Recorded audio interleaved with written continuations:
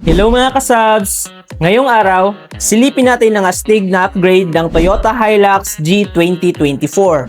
Mula sa dating stock head unit, ngayon ay naka-install na ang Subs Auto flagship R Pro S25 Sony 360 Android head unit. Mas malinaw at mas refined ang display dahil 2K screen resolution, sakto sa matibay at premium na interior ng Hilux. Ang highlight sa feature na to, ang Sony Lens 360 camera na malinaw kahit gabi, kaya kitang-kita ang buong paligid ng sasakyan para mas kampante sa pagparking at pagmamaneho. Dahil Google certified ang head unit na ito, pwede ka mag-download sa Google Play Store ng mga apps na gusto mo, navigation at iba pang apps na swak sa entertainment at daily drive mo. Dagdag pa ang mabilis at smooth na response para sa mas seamless na experience. Hindi lang ito pampaganda ng sasakyan, para rin ito sa safety, convenience at driving comfort mo. Kung gusto mo ring maranasan ang ganitong klaseng upgrade, message mo lang kami dito sa Subs Auto. Dahil dito sa Subs Auto, we make your car smart.